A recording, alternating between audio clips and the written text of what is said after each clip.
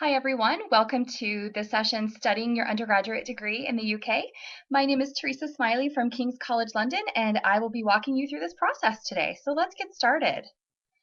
Today we're going to look at the benefits of studying in the UK, some of the major differences between studying in the UK and getting your degree in the US, UK institutions and undergraduate degrees, the admissions process, and tuition and funding information, which I'm sure you're all curious about. Some of the benefits of studying in the UK, well, the UK has a great reputation for, international education, and you can definitely bring your degree back to the US, and I promise you, they'll give you some extra IQ points because nobody really associates Oxford and Cambridge with any other type of education. We have lots of options in the UK. You will also gain new viewpoints and new perspectives as the UK is quite a diverse place to live and to study. You will have a shorter completion time. Our degrees are 3 years long, typically for a bachelor's degree. You will have permission to work 20 hours a week as an undergraduate student while classes are in session and 40 hours a week when classes are not in session. And if you're going as a graduate student, you can work 20 hours a week all the time. You'll also be covered for healthcare by the National Health Service. And just a bonus of that is that all prescriptions are £7, which is about $11. So that's pretty nice. And we do also accept federal financial aid from the US government. So as you're completing your FAFSA form this year and sending your information to US institutions, you can also send your information to UK institutions. And I promise you that when you bring your UK degree back to the US, employers will sit up and take notice because it will show that you have a lot of international experience and you're very easily adaptable to other cultures and situations. You will also have a tier 2 exemption from the labor market test in order to stay and work in the European Union. So you have a limited amount of time to find an organization or company that would sponsor you, but the exemption from the labor market test is a huge benefit and will really open up the workforce possibilities for you upon completion of your UK degree. Some of the differences. There are some key differences between the US and the UK. First of all, we judge a student's suitability for a program based upon their academic background rather than looking at extracurricular activities or how well-rounded of a student you are. So it really is very much an academic focus. There's also a lot more independent study in the UK, so you do a lot of time in the library, working on your reading list for class every week, instead of a lot of assessment. So, and that assessment in the US is pop quizzes, essays, group work, and lots of tests throughout the semester. There's just a little bit less of that in the UK. Students in the UK also consider studying as a 9 to 5 job. They actually study during the day because you're going to class a little less. You're spending more time in the library and you're doing some of that independent work, but again, during business hours, 9 to 5. That also means that the library is not going to be open 24/7 and you'll never have to pull one of those all-nighters. There is also a deeper understanding of your subject upon graduation. So in the US, you get a very well-rounded education, but in the first 2 years, you're taking a lot of things that may not necessarily relate or correlate directly to your major. For example, if I'm a physics student in the US, my first 2 years, I might not actually take any physics courses at all. And then in my last 2 years, I maybe take maybe 8, maybe 10 courses in physics. So when I come out, I've maybe only taken maybe 10 to 12 courses related to my subject. In the UK, you start studying your subject from day one, and you don't need to take any of those classes that are well-rounded, such as English for a physics major. That comes out with more courses in your subject at the end of your degree, so maybe you have 20 or 25 classes in physics under your belt, and you're definitely a physicist when you graduate. Also, we have some professional programs where you would go to graduate school to study law or dentistry or medicine in the US. In the UK, those are actually undergraduate degrees, so you start studying them straight out of high school and you will have a professional qualification upon graduation. We have over 300 institutions of higher education in the UK, and they offer degree programs in a variety of aspects. We have full-fledged universities, we have university colleges, which are individual colleges within a larger university system, such as in Oxford or Cambridge. We have specialist institutions. Those could be like graphic design, they could be conservatories of music or dramatic arts or performing arts, and then we also have colleges. There's actually only one private university in all of the UK out of all those 300. For undergraduate degrees, you can study pretty much anything from acting to zoology. We have it from A to Z. We have specialist programs, like I said, in music and drama and fine arts, and you would attend a specialist academy or conservatory for that. Again, it's independent scholarship. We develop those critical thinking skills, which employers really like, and you really do develop an expertise in your subject. So when you come out, you've taken 20 to 25 classes in your major, and you can feel confident about going straight into the workforce. Most of the courses are what we would consider honors courses. So we don't have honors colleges like we do in the US, which require more coursework, but instead all of our courses are pretty academically focused and kind of at a higher caliber. So you can think of all of our courses as honors courses. And again, we have no general education requirements because students in the UK actually go to high school for 13 years instead of 12. So they've done all of that general education in high school. And again, program durations do vary. They are typically 3 years in the UK, but if you want something a little more liberal arts based or a little more well-rounded, in Scotland they do offer 4-year degree programs.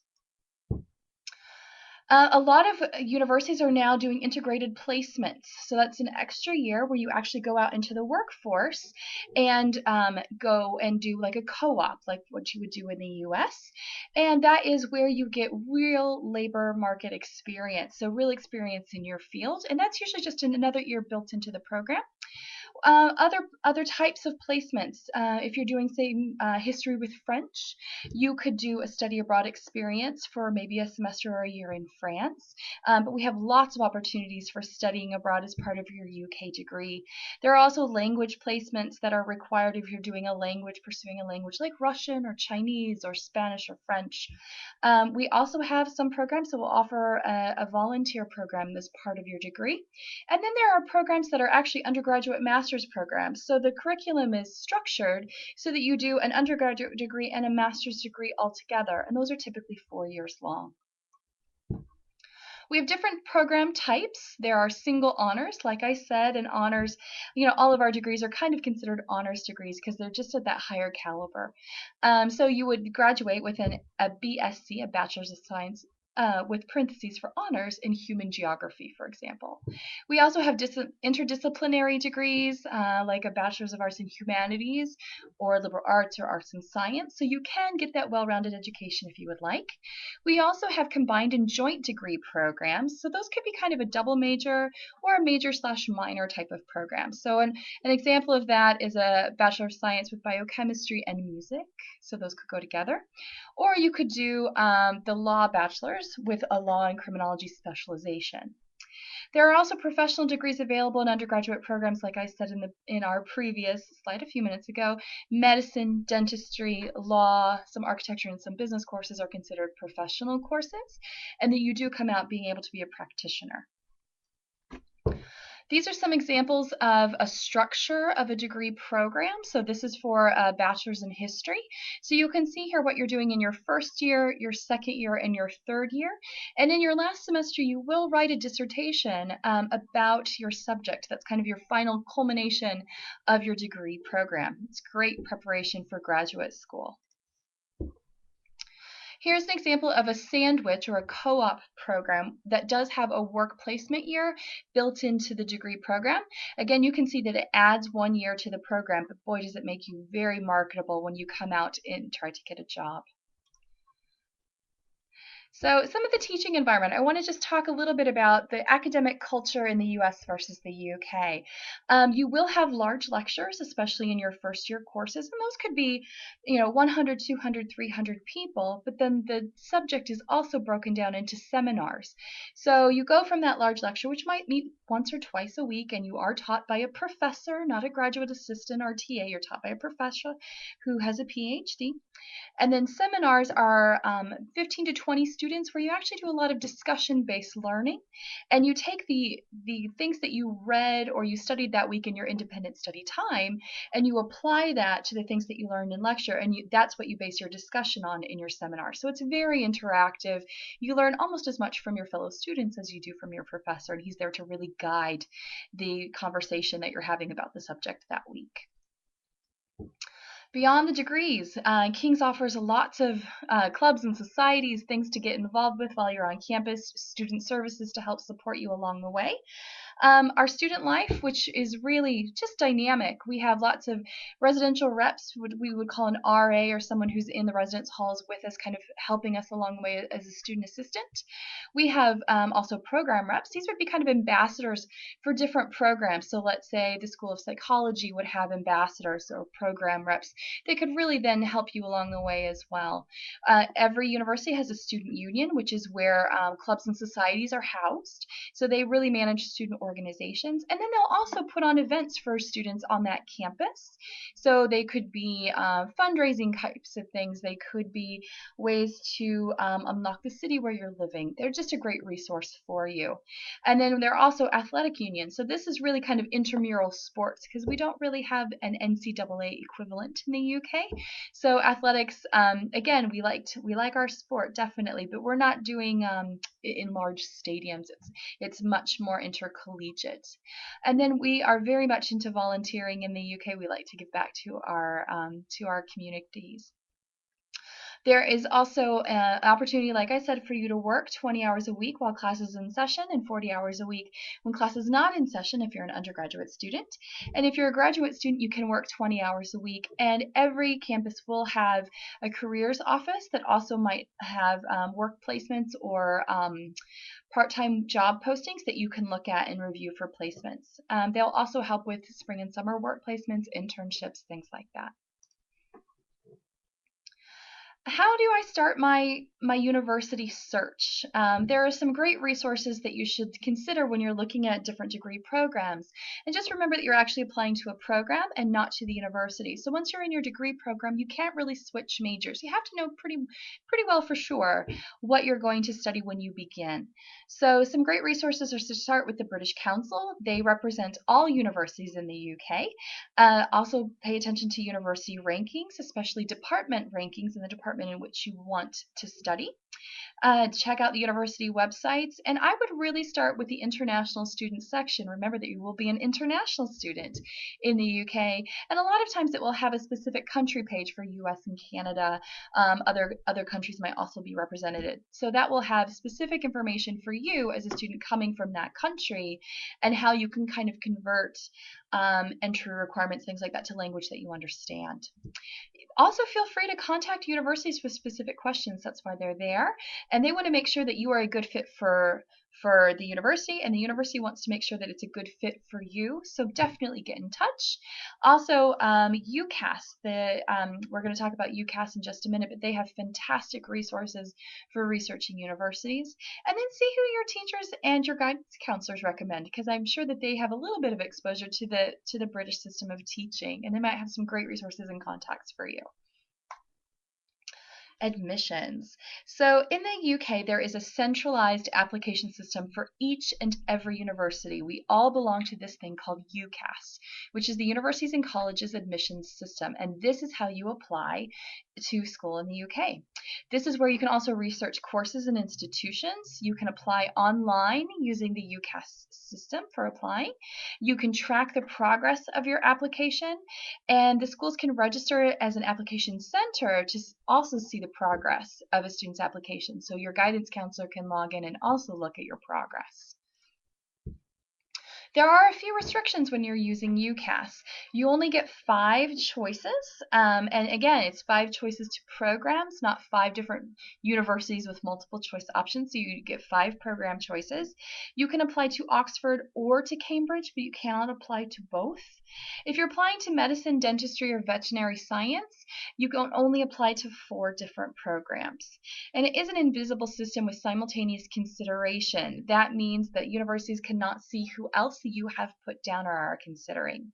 Some deadlines to be aware of: October 15th is the deadline for Oxford, for Cambridge, or for programs in medicine, dentistry, and veterinary science. January 15th is the deadline for basically every other program if you want equal and early consideration, just like with every other UK student, so that you're on equal footing. But June 30th is the absolute last day that you can apply using Youcast. And just let me point out that Youcast is for undergraduate admissions. Graduate admissions work separately within the universities themselves. There is a fee for Youcast. It's £12 for one choice, or £23 for the 2 to 5 choices. So you're looking at £12 is about $18. £23 would probably be about $30.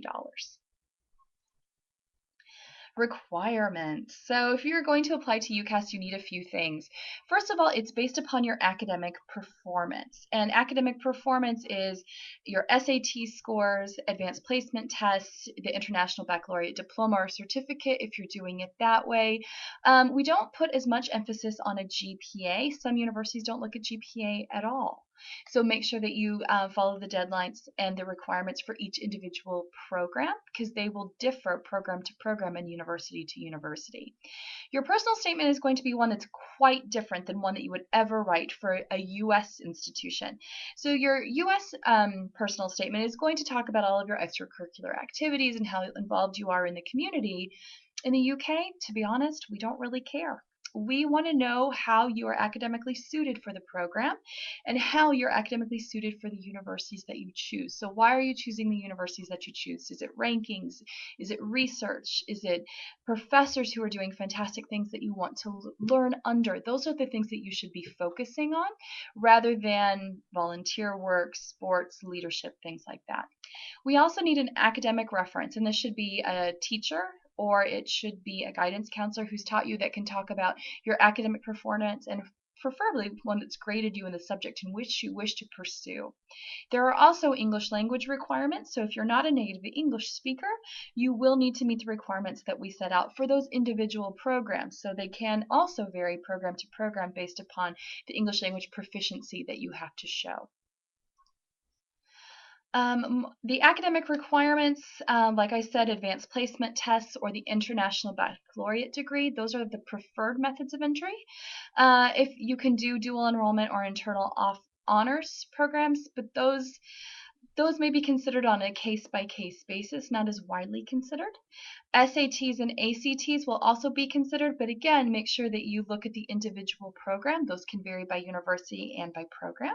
And then, of course, we need your high school diploma to make sure that you've actually finished your high school degree in the U.S.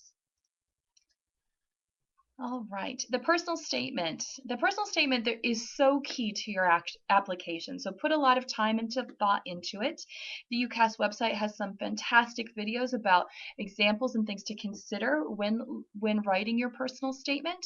It should be done in your voice. It needs to do this based upon, it really needs to come from the student, not from a parent, not from a guidance counselor. So make sure that you are doing it yourself.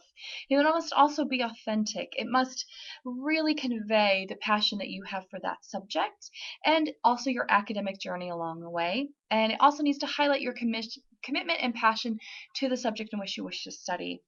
And any sort of experience that you have had that directly relates to your subject, I would include that. The academic reference needs to focus on the qualities that the student exhibits. School information, particularly based upon any sort of specialized curriculum that's offered at the school, and provide context for the results that the student has chosen. So if they are performing well and then they take a course that's a little harder, but it's made to be more challenging, we need to know why there might be a change in performance. And then grade prediction, so what we think that the student is going to do at the end of their term and the final grade that you're predicting, final GPA, things like that. So once we've received your application, the university will offer a place, and then the student has the opportunity to reply. And again, it's a legally binding reply. So we do take this very seriously. There are a couple of options. You can have a conditional offer, and a conditional offer may be given if you are really close to an SAT requirement, but they might want you to take it again, or if you are doing the International Baccalaureate or taking advanced placement tests, but we haven't gotten those results yet. So we anticipate that you will meet the requirements, but we just need the proof. That's when you would get a conditional offer.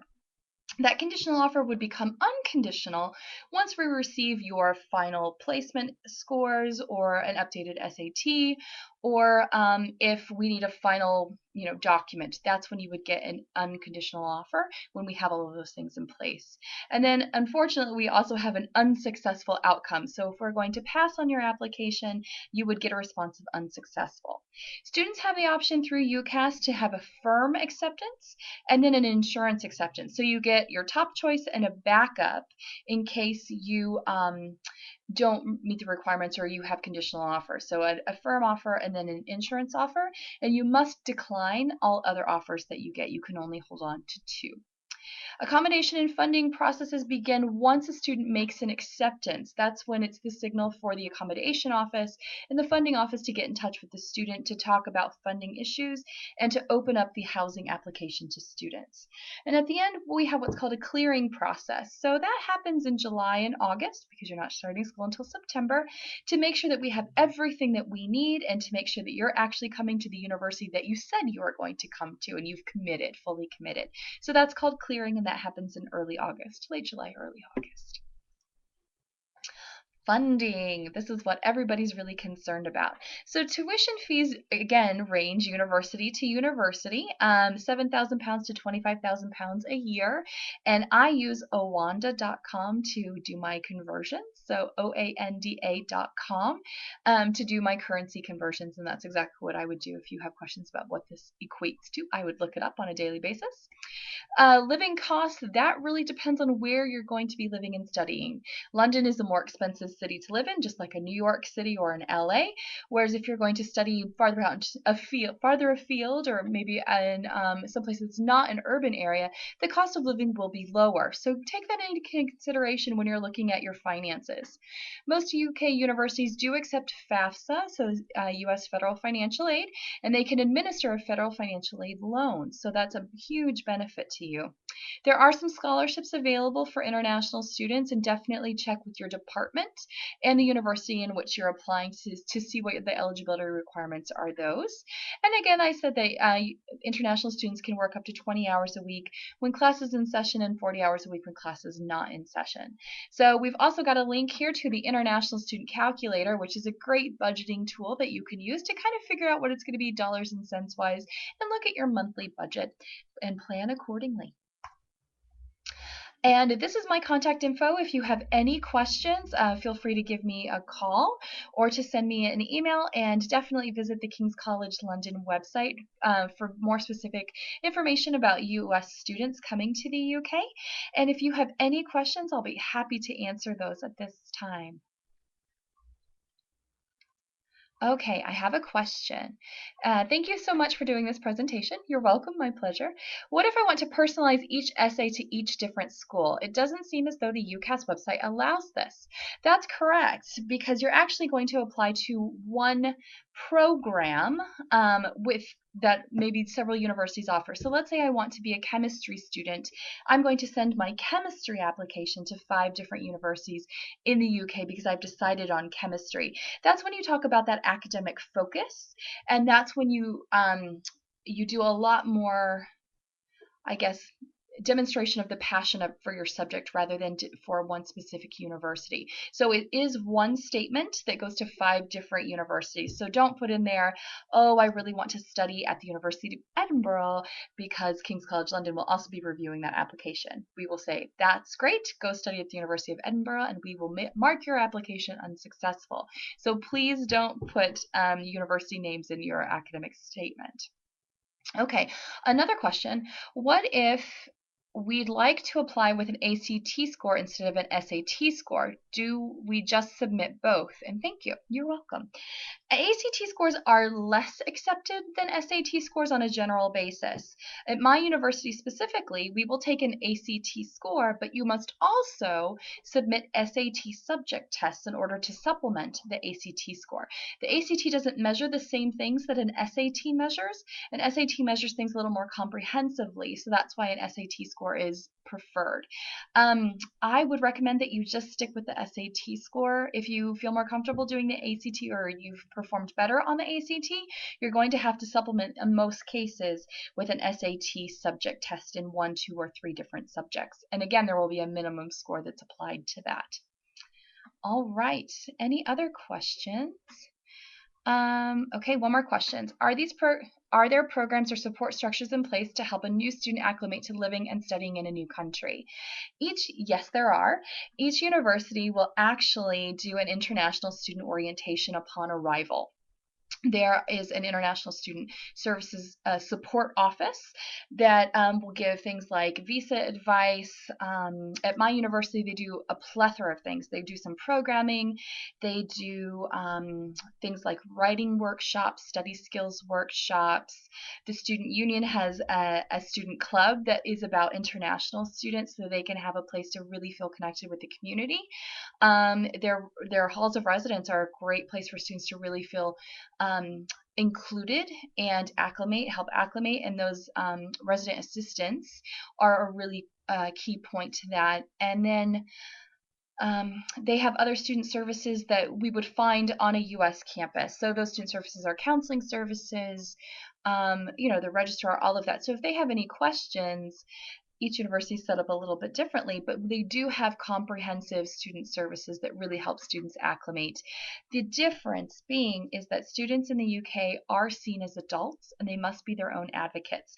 There's not going to be anyone who touches them on several points throughout the semester. So in the US, you have an academic advisor who touches them about academic issues and planning. You might have a faculty member who's teaching them and might see a change in academic performance who might intervene. You might also have a resident assistant who looks at behavior. All of those are very much us in the US touching on a student throughout the semester. In the UK, it's very different. You're an adult. You are expected to be acting as an adult, and if there is an issue, you must bring that forward and ask for help. That's a big difference, but it also makes students grow up very fast and become a little more responsible, in my opinion. So that's my take on student services. Okay, it looks like one more question. Thank you. I'm actually visiting London in January and would love to visit the college campus, and KCL is my top choice. Fantastic. Am I able to do a tour of the campus? Yes, you are actually. If you go to the kcl.ac.uk/USA website, we have a visit campus request form, and I would actually be putting together your visit. So I would be happy to do that for you. Second part to this question, a friend of mine is attending KCL at the moment and was not accepted until late August. Does this happen often? It might happen if students are late in turning in advanced placement test results, or if there was a delay on their international baccalaureate results getting sent to us, or if for some reason places then opened up into a program, we would accept a student late. It's not common, especially at KCL, it's not common, but that just means that either we finally received something from the student that we needed in order to make a firm offer, or more places were made available in the program than previously anticipated, which is a great benefit for your students. So congratulations to your friend. Okay, so it looks like one more question. Would a foundation year be beneficial? Foundation years are designed for students who are non-native English speakers so that they can get a foundation in English language in order to be more successful in the classroom. So if I'm going to study business in the UK and I am a Chinese speaker, I might need to know specific terminology that is often used in the business environment that we might inherently know as native English speakers that a Chinese student may not have had exposure to because they haven't studied conversation in a business setting before. So a foundation year is designed for those specific disciplines and students who are non-native English speakers. If you are a native English speaker, it's not appropriate for you to take a foundation year course, and it shouldn't be necessary either. So it's not something that boosts a GPA or helps you with academic entry requirements. It's solely to help you with language based upon a discipline. Okay, let's see if we have any more questions.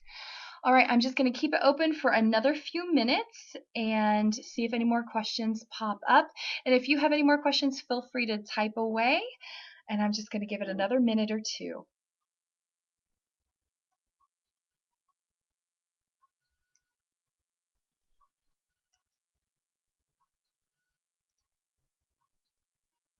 Well, it looks like that's it. I wanted to thank you so much for attending today. Please be sure to visit booths of all of the UK universities, and we would be happy to speak with you. Oh, one more question has just popped up. The UK personal statement seems to be formatted differently than the US personal statement. Is there anything I should absolutely avoid saying or should absolutely include? Well, you should absolutely avoid dropping the names of the universities to which you're applying. So, as I said before, if I am applying to the University of Edinburgh, to the University of uh, Warwick, Westminster, King's, and Queen Mary, but I put in my personal statement, I definitely want to go to the University of Edinburgh. All of us, the rest of the universities, are going to say, that's great, you go to the University of Edinburgh, and we will deny your application. So don't drop that. Don't drop the names of universities in your personal statement. What I really recommend that you do is you get on the Youcast website, UCAS. That's the Central Processing Center for All Admissions for Undergraduate. They have vastly helpful videos about what to include in a personal statement, what should be written, how you should format it, and those are fantastic resources. I would definitely take a look at the UCAS website for advice on a personal statement. Okay, one more question. How is the IB diploma regarded at your university? The International Baccalaureate Diploma is actually the preferred method of entry or advanced placement test scores at King's College London. We love the IB. It's a very consistent curriculum. We know exactly what we're going to get from the student, and it's very consistent results, graduation results. We love the IB. So most of our programs require a 32 to a 35. If you want to study medicine at King's, which is probably the most selective and comprehensive and competitive program that we offer, I'd say you need a 39 for an IB diploma score. So yes, we definitely love IBs. I hope that answers your question. Okay, just a few more seconds. Anybody have any further questions? I'm also going to be in the King's College London booth doing a chat for the rest of the day. I'll be available until 5 o'clock Eastern Time, and then at 6 o'clock Eastern Time, I'll be doing a specific presentation on King's College London. So I invite you to come back for that. But definitely make sure that you check out all of the other booths and talk to the other representatives at the College Week Live Study in the UK Day. All right, thank you so much for stopping in, and I hope this was helpful. And if you have any other questions, feel free to pop over to the KCL booth. Thanks so much.